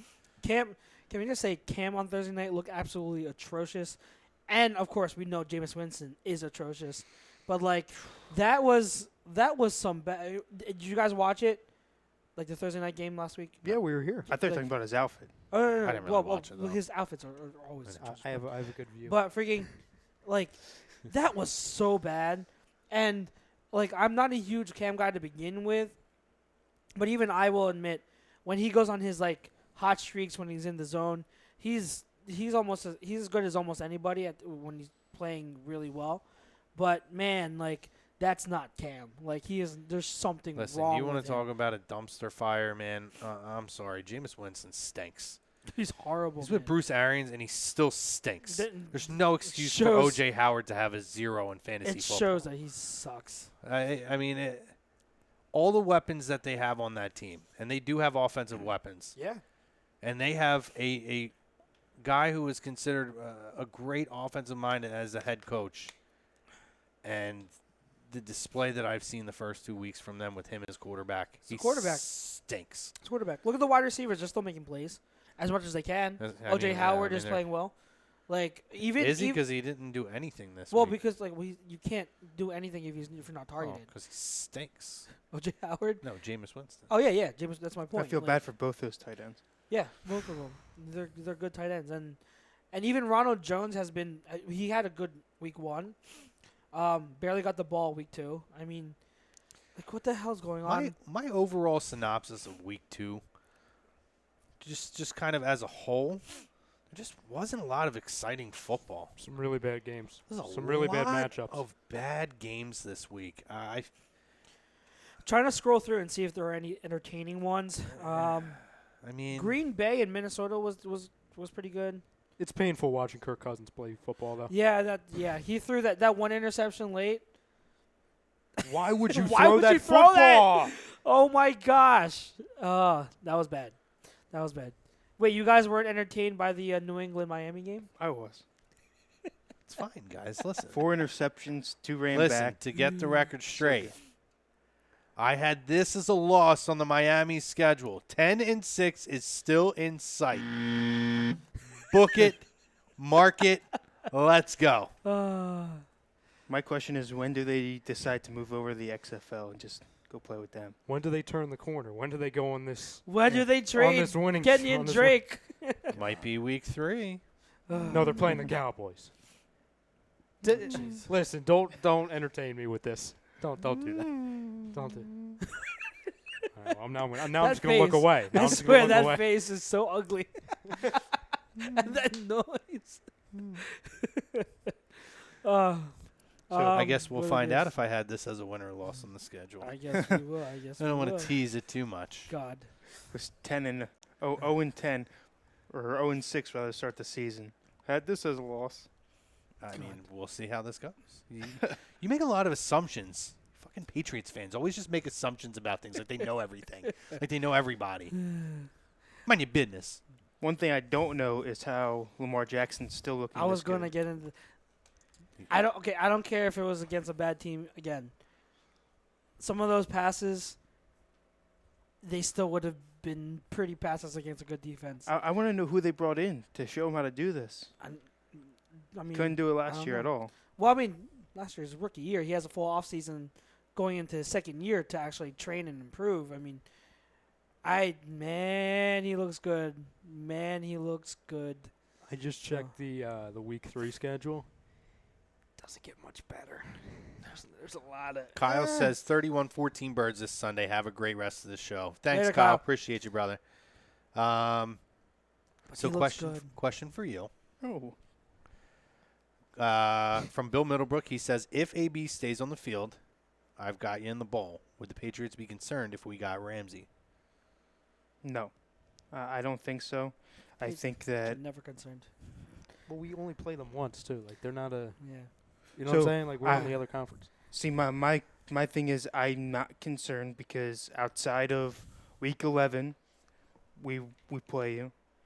Then so you're already going to give him a one shot to look at Belichick one shot to look at you. Then if by chance you sneak into the Super Bowl, which I don't have you doing, Belichick's never played a second close game. So do you think it would be sneaking in if we get to the Super Bowl? Is that your opinion? I do. I have the Saints still going. Well, I don't know now with I've got to reflect with Breeze getting hurt, but Okay. I had the Saints in. But you would think we would sneak in. Like, we're not a good enough team to get in. We would have to sneak in, is the point that you're making. You don't think that the Philadelphia Eagles, the roster as it's constructed, only missing Alshon and DeSean for 2 weeks, is good enough. They'd have to sneak in to get to the Super Bowl. I just want to clarify this point because when playoff time comes around, if we sneak into the Super Bowl, I want to make sure that that's how you would classify that. I would say they would have to sneak in with their bend but don't break, which is now only breaking defense. Okay. Yes, All right, they would just wanted to sneak in. clarify. And if we got a Jalen Ramsey, that doesn't change that at all. I'm not going to play the what-if game. I mean, he can't play with the corners he's got. I got to see if it works or not, then sure, maybe they more than sneak. Maybe they more. I mean, than aren't we in the business I was of gonna say, sports talk to welcome where to we the can sports talk talk industry. about hypotheticals? That would change the whole landscape. This is your life, Well, Kevin. my Welcome. My question, my thing is, I don't know how they're going to use him, right? They already have subpar corner play. So if you put him in there, what is he going to have to So do wait, to no, play that's well? no. Well, okay, that's well, an first of all, How much that's is he an going to interesting help? question. How much is he really going to help? Because that well, does he's pose the- a good question. probably the best defensive back in So, the game. So he would that help. would change a lot, actually. He would help, but he poses a good question, and like really think about it. How much faith do you have in Jim Schwartz to use Jalen Ramsey the right way? I think Jalen Ramsey will make plays regardless. Yeah, because He will make plays Jim regardless. He is a special talent. Schwartz has never had somebody as talented as Ramsey. Yes. So I feel I like a think that- talent like Ramsey would move the needle for him to stray away from his Now- typical BS. Do you Absolutely. agree? Do you agree with me? The fact, like Jalen Ramsey coming here, he would be the first corner we've had that can consistently play man to man, where you have no issue. You can have him shadow a receiver, correct? Yes. Like everyone agrees with that, right? Yes. We've never had that, so we don't know what Jim Schwartz would do in that case. But would it be crazy to say that because Ramsey's whole thing, part of his, and I read up on what he said at his press conference, part of his issue with Jacksonville right now, besides the fact that they're losing, is the fact that he feels they're putting him in too much zone, aka cover 3, where they should be playing more man. Jim Schwartz is his system is primarily cover 3 zone. If he comes here and Jim Schwartz continues to play primarily zone, not a lot of man, how much of a problem is that? Because I would like to have faith that Jim Schwartz would adjust and see the talent that Jalen Ramsey has and is, and that he's smart enough to say, I have a special talent. I have the best corner in the league. I'm going to have him shadow other teams' best wide receivers now because I can finally have a guy who I can rely on to do that. I'm not going to stick to my traditional defense of one guy plays one side, one guy plays the other, and that's it. No, you have someone who can shadow a wide receiver. But can you 100% say that you're confident that Schwartz will do that? From my end, I'm not 100% confident that he would do that. I'm at like a 70% confident that he would. But I still think there's a small chance Schwartz messes it up kind of and still doesn't use Ramsey to his full ability. Well- Now, even if that's the case, Ramsey would still be a huge upgrade. Don't get me wrong. But I'm just posing the question because we do have issues with Schwartz being very stubborn in his scheme. This is what I'll say. I think 70% or 100% or 7% is semantics. If you have a special talent like a Jalen Ramsey and Schwartz can't get off his high horse, that's where Doug needs to intervene, and somebody needs to make that decision for him. And if somebody's not willing to step in, because I think that there is a lot of trust with Jim Schwartz because of his track record. But I think they understand that, particularly at that position, they don't have that elite talent that you can say this is my surefire guy here, my surefire guy there. But if you have your absolute special talent stud and you can't figure out the way to utilize him, then you need to be called to the floor and need to be called Absolutely. out. And the head coach needs to make that decision for him and say, this is what needs to be done, and you need to figure it out. I'm not a you should be fired guy. Like, I think the whole Brinkman thing when he was saying on Monday, like, oh, he needs to be fired. I think he was a crazy person when he was saying that. Overboard, yeah. But to Chrome's point, if he can't make adjustments for Jalen Ramsey, he should be fired. Yep. Like, that shows right there. And I understand, like, people in both chats are saying, well, I don't know if I can trust Schwartz. Well, if we are saying at the moment that You have to take the risk. You have to. You have to take the exactly, risk. because if we're not going to take the risk for Ramsey, then there's no point in going out for Xavier Howard, for Minka Fitzpatrick, for anybody. You have to do that, yes. Because if you cannot work with Jalen Ramsey, who is the best corner in the game, and in his words, it's not arguable, then he should be fired. Well, because that means nothing will ever work with him. Yeah, he's the best corner in the game. Here's my. That's where you get your real answer of who is Jim Schwartz. Yes. Yeah. That's it right there. And I can tell you right now, if they go out and they invest on going and getting Jalen Ramsey, it ain't Jalen Ramsey who's going to be fired at the end of the year. They're going to make that decision Because on the you head don't coach. want Jalen Ramsey to be upset again here like he was over there. He wants to win and he wants to be used right. Also, I don't want to pay a guy to then not use him right. Yeah. Because we're going to have to pay this And guy long term. That's my point. And that's my point. Yep. We already did that with DeMarco Murray. I was just about to say that. Yeah. We learned our Here- lesson there. Here's my question, and only using the Patriots because they're probably the top in this specialty weapon category that I can think of right now. If you bring in Ramsey, you've got Ramsey, put him on an island, cover AB. Then you've got whoever you deem number 2 in corner, and you put your safety over top over there. I think Bill on here suggested what you said, Ramsey on AB and on Gordon, Sidney. Yeah. So put Sidney on Gordon and have whoever you want over top on that side because Ramsey wants to be alone on an island. Do you think the middle of the field is not then exposed for a guy like Edelman? We have It- Maddox. Do you think he can cover well enough to stop that? I Yes. think he can cover well enough. Yeah. Okay. Maddox is legit. Like I'm not saying he's not, but I'm Yeah. saying Yeah. if You're And- asking and- the question. Yeah. if you throw a guy out on an island and you force your safeties to play one-sided, can you not get beat underneath on that same side that all you have to do is throw AB streaks, throw him out deep, open that side of the field No, up, I and think- throw underneath of it? I'd be anything, confident with Maddox in that position. If anything, I think the slot right now is our strongest point in the secondary because of Maddox. Yeah, and I don't think that getting Ramsey doesn't change the personnel in the slot Yeah. right now. Yeah. If it changed it, then you might have the Yeah. that conversation. But Because that's the thing is, that do we doesn't really affect that. do we know what the change would be knowing Schwartz? Is where is he going to move the pieces around to make room for I would think a guy? I would like think that? our Well, best I two think corners Ronald is Darby hits the bench. Then. that's a bench. Yeah. That's your answer. They're Yeah. not. It's Sidney Jones and Maddox and Ramsey. I don't think he's pushing anybody out of the slot or anything like that, and moving guys in who shouldn't be there. I think he not demotes, but somebody takes a step down and is not starting the football game. Because my only issue is if you bring in a guy like Ramsey, then you're talking Super Bowl, right?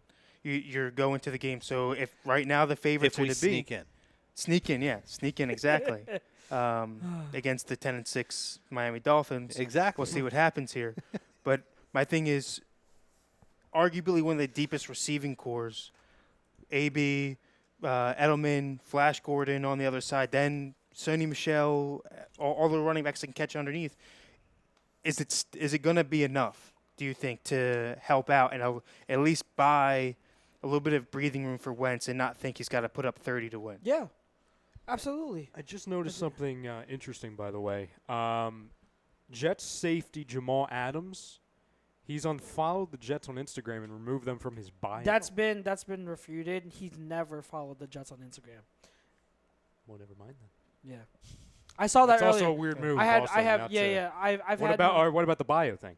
Huh? I didn't know. I just know that because I have several friends that are Jets fans, and they were posting that, but then they both came out and said, "Oh, it's been debunked. He never was following the Jets to begin with." It's weird. I don't know about the bio thing, but NX750 Gaming says Darby only is on a 1-year deal. They will need someone next year anyways. Might as well do the trade. Yep. True. well, of course. And here's the other thing too. We're with you on that, brother. Does anyone on this planet disagree that in the first round, or at some point in the draft next year, we're going to have to go, cornerbacks, we're going to have to go defensive backs again. Cornerback or safety, yeah. There's nobody in the draft next year that's better than Jalen Ramsey. We Day one. No. We don't know, but it's the fact that we don't know that makes Ramsey even more of a commodity. And I'm not Because saying we they know can't. It's the known quantity. No, Develop and into it's it. Know what I mean? that whole argument when the Raiders moved Khalil Mack. Yeah. What were you going to get that was going to be better than Khalil Mack? It's just Yeah, a lot of yeah. stuff. And he's Yeah. young. Yeah. It made no sense. He's making a lot of money, but he was controlled. Yeah. It made no sense. And then to come out and say the week after, we need need a pass pass rush. rusher. Yes. Isn't it like the age-old thing to where people always say in any trade in sports that the winning team is the one that gets the player, not all the stuff that follows? Yeah. Yep. Generally, yeah. Yeah. So Because you have the known especially if the known quantity is a very good player, a very talented player. Like there's a value. There's even more value in knowing that they're that good. Whereas with an unknown, there's so much risk involved. The best example of that is Major League Baseball. And I could talk about the Cardinals. I'll even go back and say probably the biggest example of that is you go back and see the 2 Marlins World Series that they won. And if you go back and see the talent that they traded for and then traded away and then bought in their next wave of talent and then traded it away, you look and you say, they gave away this young talent who ended up being really good or top all-star players to get these guys to go in and all in and win right away. And do you think they regretted giving away that talent to win those titles? Hell no, absolutely not. I told you, I know you hate me bringing it up, but it was a good example of it. 2011 Cardinals went out. They were making a push. They went out and made moves. They traded guys who were prospects who they deemed untouchable and made a move. Because you don't know what these guys are going to be. Or they can have all the talent in the world. But if I can go out and get a known commodity and know that guy or those guys are going to push me over the top, and as Tom says, I'm going to be on Broad Street, I'm taking the trip to Broad Street. At least I know I'm going to get there then. These guys may never come up and be the same type of player. These guys who get drafted in the 3rd, 4th, 5th round, 6th round, whatever, 1st round, whatever. 1st round. We've seen how many guys go in the 1st round who stink. That's the thing. You never know. You never fully know when you have a guy. Eagles champs won because he keeps saying this, and I ask him in the chat 100 times. He keeps saying, confirmed, someone from the NFC East offered a 1st-round pick. It was them. It was the Eagles. And I kept saying, who said that? I tried to I Googled it, and I haven't seen Until you say who your source is, we're not going to believe you. I'm sorry. I went on Google. I went on the Twitter machine. Yeah, there's nothing. I don't know where you're hearing this. I'm not seeing any seen it yet. confirmation on any Watch your teams for that. sources. Yeah. But no, you're right, Chrome. I mean, that's why earlier in the show when I think someone in the chat was saying, are we worried about if we give up a lot for Ramsey, how that would affect us in years going forward? And I said, I don't give a damn. Yeah. Because I'm not worried about 2020, 2021, 2022. I'm worried about winning the Super Bowl now. That's why we're built for this. I mean, my thing is they have a lot of really good young pieces in place already. And obviously they're going to have to do things. And listen, they're going to make decisions at some point too, whereas some of this talent starts to get older. I could see them moving to Zach Ertz at some point because they have the heir apparent and acquiring other draft picks for him at some point if it comes to that. You have to make decisions on guys at some point. But you have a chance to win, and they have a chance to win. You make the move immediately. You get the move done if you can. Absolutely. Eagles champs 0-1. It was Diana Rossini, one NFC team. You just said 2 seconds ago it was the freaking Eagles. We saw the. This is tweet. like a 10-hour ago Yeah. friggin' But report. Rossini All right, never we're moving on. confirmed it was the I'm moving on Eagles. from that. God. Other games. What else did you watch? Can I just say it? Niners look good. I was about to say that. Niners Mitchell look good. stole fraud. Jimmy by the G. way. Huh? Mitchell Yeah. stole fraud. Oh, of course. But man, like, I know it's only the Bucks and the Bengals, but good teams blow out bad teams, and Kyle Shanahan put on a coaching clinic against the Bengals, who have pieces on that defense. Let's not act like they're scrubs. Let's not act like they're the Dolphins right now. Like, they have pieces on that defense. Yeah, they'll go 9-7. They. Well, go ahead. Just saying, watch how you talk about the Dolphins. Kyle Shanahan, I don't know if you watched that game, oh man, like his offense was on full display, and it's what I've been saying all offseason. They finally have the right pieces in that offense to suit what he wants. All their running backs are the same mold. They do the same thing. They're all zone read, explosive runners who make that one cut and get upfield. They have George Kittle. They have receivers that are all kind of the same mold. They are route runners who have that quickness to separate. Defense. They finally have a pretty noticeable defense. They have a pass rush. They drafted Nick Bosa. They have DeForest Buckner there. Eric Armstead's playing very well. Solomon Thomas is finally playing really well. Richard Sherman is still Richard Sherman in terms of he's still a reliable corner. Their young corner on the opposite side, Akella Witherspoon, is finally breaking out.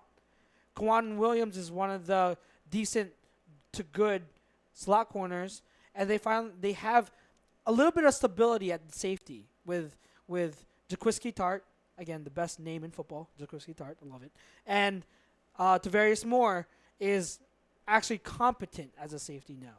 So their defense, their linebackers, Quan Alexander is playing like a madman, and Fred Warner is again resuming what he was doing last year when he was overlooked as one of the defensive rookies of the year candidates. Like they've got so many good young players, and I've been saying it. And it's only 2 weeks, and I know, and they're not going to win every game, but man, what I expected from them, you're starting to really, really see, and I really, really think like guys, they're legit. They're not. I wouldn't say they're Super Bowl contenders because they're still very young. I think like if they get to the playoffs, they're gonna like be out in like the first round or the first game they play because they lack experience. But I looking at how the Rams look, the Seahawks look, the Niners look like the better team out of those three so far. Well, I was just happy to see overall what you don't often see out of younger teams and younger coaches is that they're not playing down. You play two teams that you should beat, and you do beat them handily. Yeah. The Bengals should be in the bottom 5 teams, and you beat them like they were. So it was nice to see that they're playing cohesively. A younger team comes together. That chemistry is a big thing. I think next year or the next couple of years they'll be up there in that conversation. Yeah.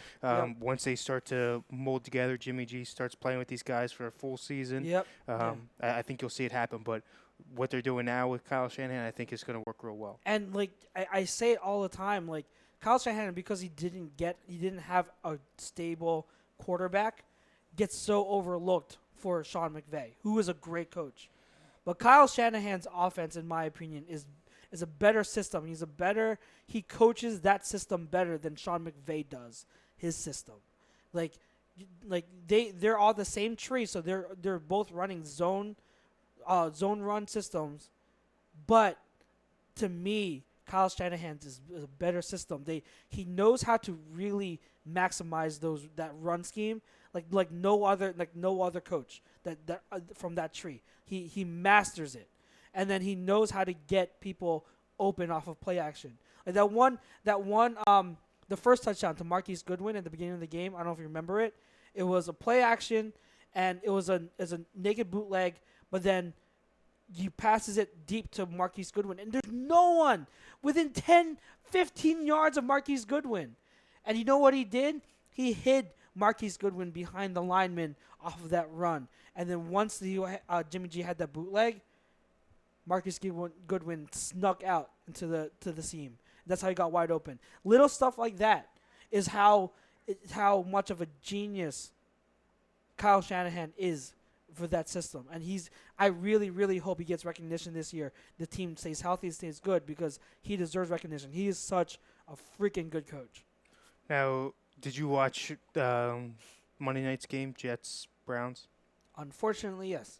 So, do you think that the Browns are going to turn a page and be a wild card contender, with the Ravens obviously looking like they're going to run away with it? Or do you think it's just the Jets being a dumpster fire? I'm trying not to overreact because I picked the Browns to win.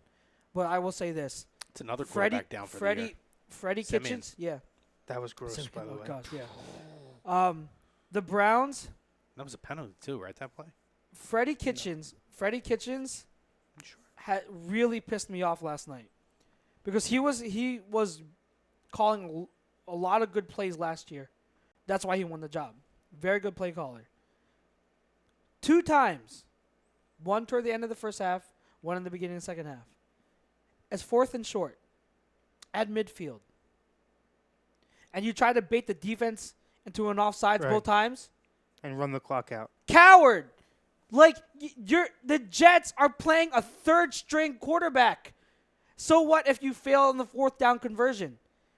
They're not going to move the ball. There's no risk.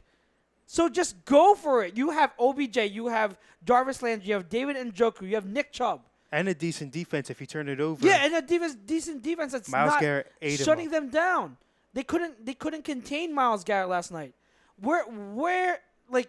This is why we are spoiled having Doug Peterson, and even with the Patriots having Bill Belichick, because no doubt in my mind, if they're in that situation, do they go for it on 4th down? Of course. Of course they do. Of course they do, because they have the balls to do it. Freddie Kitchens' play calling last night was horrendous, and his cowardice to not go for it on 4th down both times really sat wrong with me. Like, he did a big injustice to that offense. And the announcers, which are god-awful, Booger McFarland's god-awful, but, they want to say after the OBJ touchdown, oh, the Browns have woken up. No, they haven't. It took OBJ to catch a slant pass and take it to the house himself for 80-something yards. He did that, not the offense. He did that himself. The Browns' offense did not wake up. OBJ bailed them out. Yeah, I don't understand that. I don't understand the whole sentiment that, the Browns' offense has finally woken up. No, OBJ made a damn play on his own. That's what he did. And one player on offense is not waking up. That's a star talent being a star talent. Yeah. Everyone else still underperformed. So I hate to overreact, but after 2 weeks, I have to say that the Browns to me don't look like a playoff team, and the Ravens look like they're gonna run away with this division. It's so night and day, and I can't unsee what I've seen from the Browns for the first 2 weeks and what I have seen from the Ravens. It's just the Ravens look like such a better team. Yeah, I'm interested to see, because knowing the Patriots' schedule the next couple of weeks, that's going to be the first tough game that we have right before the bye.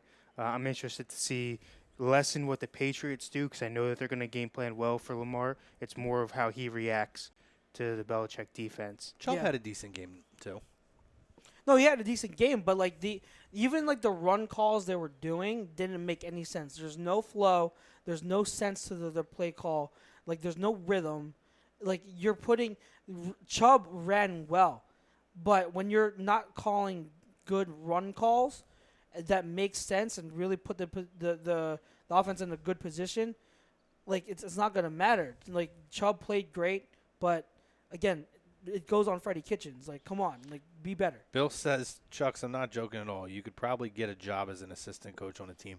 I'm just envisioning Chucks little Chucks on the sidelines with all these big-ass guys. Yeah, he may need with a headset on. Oh, I would die for that. Thank you. And I appreciate that, Bill. I'm a long way to go from there, but seriously, it's just maddening.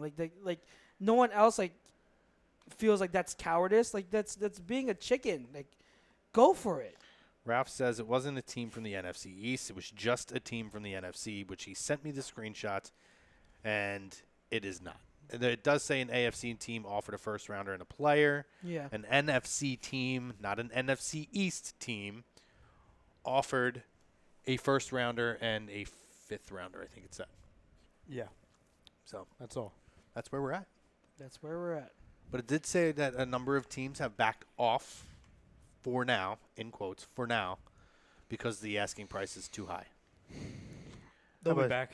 Kansas City's a team that is expected to go hard I after feel That's like who I Kansas think's getting City, they're a team that makes perfect sense. I hope That's not. why I think we end up with Xavier and Howard. I think the Chiefs get him within the next 24 You hours. think you're definitely making the Super Bowl if Kansas City gets Jalen Ramsey? I still think we beat them, especially having to have played them in the regular season this year. Another AB versus Ramsey epic. That would be. If AB's on the Oh my field. God. If he's on the field, that's a good point. That's a very, very good If he's on the field. Very good point. Do we have predictions, by the way, for Eagles Lions? Yes. All right, go ahead. Fine, Ryan. No. Go ahead. Who wants to go first?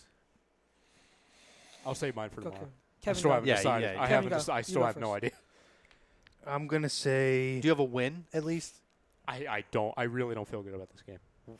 What? I don't know who we're throwing to, Chrome. I don't know. I Okay. don't know who these guys are. So Oh, tune Nelson into the Aguilar, J.J. Arcega, and Whiteside, I want and them to Matt run the Collins. ball, but again, we haven't run the ball well, So and their tune in- defense is very good. tune into the fix to get Ryan's prediction tomorrow. Yes, I'll make a decision by then. I promise. I've got the Eagles winning 24-17.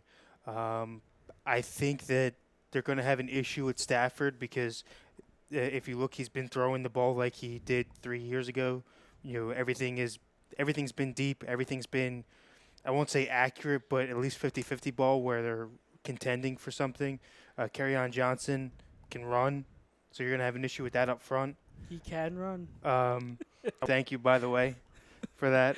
You're welcome. Hawkinson can do both, catch and play off the line. Yes. But I just think in the same situation, I think they're in the same situation as the Browns. I think you have a head coach that's A, young, and B, a joke. And Didn't see that coming. What? Okay. All right. You continue with that point now. Jeez. That was not So- the answer. yeah, That was not the number 2 I expected to come out. That came out of nowhere. One not a fan. Remember when we one used, he's young, number 2 he's a joke. remember when we used to have best of the week on A2D? Oh, yeah. That would definitely make the cut of best of the Good Lord. I didn't see that I also coming. remember editing the best of the league. Don't miss that. I just think that it's going to be I think it's going to be a coach's game. I think the Lions are going to get outcoached, which they should be, and that both teams are not playing to where they should be overall on both sides of the ball. But I think, with that being said, it becomes a low-scoring game and becomes your coaches have to win. I think this week is going to be similar to what we saw kind of in 2017, week 3 against the Giants, in the sense that we're at week 2. Remember how LeGarrette Blount he didn't get a single carry against the Chiefs. We ended up losing and everything. Everyone was ready to crucify Doug Peterson for not running the ball. Considering the circumstances and considering the Lions defense, if I'm in the room with the coaches and I'm helping make the game plan, what makes the most sense to me, and this is also dependent on Dallas Goedert's health. Do we get an update on Goedert? And is there any update? No one Not has that said. I've seen. He's the one player no one has, said anything, right? about. Okay, that's what I figured. But okay, if he is healthy, that's going to be huge because what my game plan is, my game plan would be, is you're running the damn ball down the throat. You're going a lot behind center. You're going single back formation, 12 personnel, like half of the game, and you are running the ball with Jordan Howard and Miles Sanders. And you are using play action to help put your receivers in better situations and maximize what they can do. I think the week of preparation that our receivers will have will help them and will Because remember, they didn't have any practice time leading up to the Falcons game. That's huge. So having actual practice time with first team reps is going to help them. But I think Sunday we really come out and we run the ball down their throat. I think it's a ball control game. I think it's a low scoring game. I think it's tough to say to come up with a score, but I think roughly like I'll say 17 to 7, something like that is the final score. I think that our defense baits Matthew Stafford into a couple interceptions, and we win a low scoring game. Yeah, I think it's a little bit higher than that. I think it's like closer to 24-17. Yeah, it could. I mean, although being hurt, you do still have weapons. I mean, you still can run the ball. Both your running backs still can catch. You still do have Ertz and JJ. Let's go 24-13. Let me amend it. I'll go 24-13. And you're home. And we're home. I think I'm going to go with a 26-16 game here. Eagles take the W. I do believe that Detroit's going to be able to move the football, but I believe that we are going to I think that we're going to stand up tall in the red zone and make stops and have them resort to a lot of field goals. I don't know who's going to score for us. I have a feeling that one of our running backs is going to break out this week. I don't know who it is. I'm leaning towards maybe Miles Sanders this week has a big week. And I think that's going to be the difference. It's not going to be the passing game. I think the running game is going to be the difference. And I think one of our running backs is going to be very efficient this week. So if I'm just going by gut, I'm going with Miles Sanders, and I would actually pick him to probably be my offensive player of the game this week. Ooh, love it. Defensive player of the game. Ronald Darby. Wouldn't that be ironic, though? I'm going to go with Ronald Darby. It's gonna be You know what? You're right. I'm going to roll with Ronald Darby this week. I've been going Derek Barnett the last 2 weeks. I'm going Ronald Darby this week. He has a little fire under his belly. Gut check time, gets out there. He might be that guy who gets that pick you're talking about. Yeah. And I think that he makes a couple big plays this week. I will tell you this, and then like you said, I'll save either him or I don't know why. Maybe Rodney McLeod is a guy who stands out. Okay. To me. And I'll save my prediction for tomorrow, but I'll just say this. If we were on the road this game, I'm picking a loss. If they were in Detroit, I'm picking them. Good thing we're in Philly. Yes.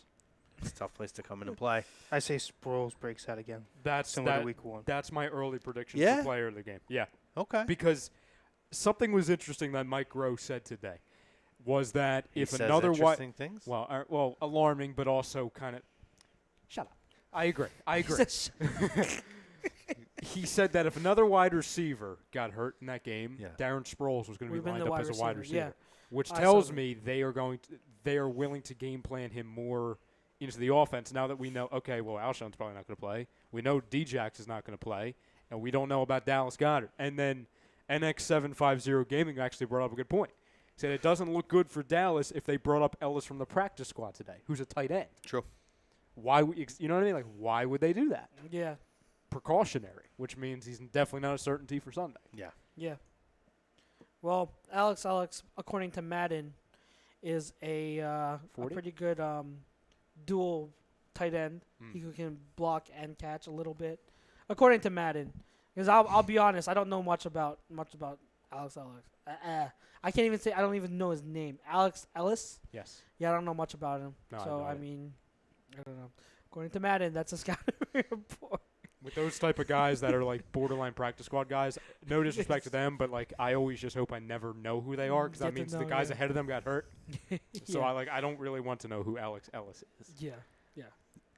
No Huddle. Anybody got anything for No Huddle this week, guys? I have 2. Go ahead. Yeah, go. First of all, and this is a real quick one, Corey Dickerson out for the remainder of the season. Very fitting and telling of how the Philadelphia Phillies season has been. And he will not be back because we don't really have a spot for him. So, nice knowing you, Corey. He played well for them. Thanks for something. He played well for them. Yeah. He was one of their bright spots. It's a shame. Yeah, well, they stink. So. You don't think they're going to come back and pull out the wild card? What's your other one, Crumb? Well, are they still 4 games back? 4.5. I don't want to talk about it. Okay. All right. Okay. Anybody else got one? Yeah. We can go around. We can take turns. Go ahead. Okay. Pass the talking stick, I guess. My Sorry, that moth's driving me nuts. That's what I was looking at earlier. It's hovering around me too. So mine is just a kudos to Khabib in the UFC realm, who after his win, unlike his previous fights, has become a change of pace for the sport and is moving away from the trash talk and actually auctioned off a Poirier T-shirt for, I believe it was $10,000. I forget if it was $10,000. And donated it back and is moving it into we need to respect you. We need to respect our coaches and our fans. We're not here to jump down each other's throat. It's, that's not what the sport is about. It's a mano. The fighting is done in the ring, not outside of it. Mm-hmm. So I like the direction that is going, although I do like a little bit of trash talk, obviously, with McGregor being my guy. But it's nice to see the change of pace with fighters actually helping out the better cause of the fan base. Love it. I have like 2 or more, whatever, however we go with, but 2 or more. Went from I don't have any to 2 or more all of a sudden. First one, the Flyers re-signed 2 of their young core pieces. Great signings. Konechny and Provorov. To which, like, I was talking to my coworker, and we were speculating before he signed, because there was that rumor that he wanted $10 million, to which we were both like, he's not getting $10 million. He's not getting $10 million. But he signed for, was it 6 years, 6.5? I think so. Something like that, 6.5 a year, which is great deal. Very happy about that. And then Konechny signed, which was also another good sign, because we were last reported they were far off in negotiations. So to have Konechny finally back before as the preseason starts, that's awesome. I am very excited about this Flyer season.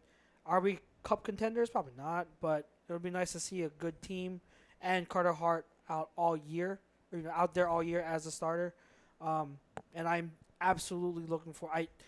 My wife wants really bad to go to Carter Hart all year. Carter Hart, yes. Fingers crossed. Fingers crossed. My wife really wants to go to a Flyers game. Like she actually likes watching hockey, like a lot. Available for you. Yeah, she loves watching hockey. So she's been asking me for a while, and like, when are we gonna go to a Flyers game? So, and I keep telling her I want to go to a game when they're actually good, and plus I want to see Carter Hart. So, hopefully this year we'll finally be able to go. I'm excited for Flyers hockey this year. Yeah. So am I. I'm very excited. I mean, I'm not expecting them to, go out and win the East, but I feel like they're going to – although there's been some overpayments with some of the free agents that they've bought in, I like the moves that they've made. They make sense. I think they make the team better. And I think that I'm excited again. You bring back 2 really young core pieces that you really needed to bring back, and what I thought were really good deals as well, for 6 years apiece. I think they're starting to kind of mold around and build a really good foundation to start succeeding and start turning that corner. I like the coach that we have. I mean, you Rangers fans will still say that he's not the guy, but I mean, history's like based on what I've seen, I like him. I'm intrigued because a lot of his success has not been with a younger team, so that's kind of the dynamic that's going to be interesting to see this year. But I mean, the guy's track record speaks for itself. So, Ralph's comment. If you suck in Madden, you suck. No, in not real that life. one. I'll go Chucks. Just get end seats. So you're gonna go with him to the Patriots-Eagles game. I'll go with him Kevin, do you have and my end wife seats? and my wife to fight. Do you have end seats? I prefer end seats, but Well, usually it's that's me good. on the end. wait, Oh, if you and your wife take Ralphie, can Ralphie sit in the middle of you guys? And can we get a picture? Can there Oh be a my picture God, that this might be the surfaces? greatest day ever. He's so great. That's amazing. I almost hate to bring up my next one because that was on such a high. But I'm going to do it anyway because this is what we do. Yep. Felipe Vasquez. Ooh. Okay. Pitcher for the Pittsburgh Pirates. Oh God. Okay. So, backstory. They had a criminal investigation going on for him. for having a relationship with a 13-year-old girl for 2 years, as well as child pornography. He sent a video of himself masturbating to the girl. Yeah, listen. We talk about the Aaron Hernandez's, and that stuff is, I mean, it's all terrible. But in my eyes, there is a special place in hell for anybody that would physically, sexually, emotionally abuse a child. And in my opinion, this guy's done. He's got to go. And this isn't, I know it's innocent until proven guilty. If you read about this, it's appalling, it's disturbing, and the amount of evidence, hard evidence that they have against this guy, I'm already judge, jury, and I'm delivering the verdict. They never pull that card or break that story unless they know, because of how damaging it is, that it's done. This isn't an accuser and this and that. When you start talking about child pornography and relationships with kids and internet soliciting minors over the internet, like that's a heavy duty investigation that they do. And again, you're right, because they do, it's almost a sting that they do for months and months. They just pile up the evidence to get it done and put them away. There's a special place in hell for this guy, and I don't want to say the F word anymore, so screw him. And I hope they're talking about deporting him, but I'd rather let his ass sit in jail, because they'll get him in jail. They'll get him in jail. One thing they don't do in jail, one thing they don't deal with, is people who fuck with kids. Well, I don't understand why you couldn't just. I didn't want to say the F word, and I did anyway, but I don't know. That makes me sick. Kind of have to. Makes me absolutely sick. 2-year relationship with a 13-year-old girl online, sending pictures of yourself masturbating, videos of yourself masturbating. You're a fucking crumb. That's my crumb of the week. All right? I don't do crumb of the week, but that's my crumb of the week. That's my crumb of the baseball season. That's my crumb of a lot of things. Yep. Nothing to add to Hate that. to see it. Hate to say it. It's a real zinger by you, Kevin.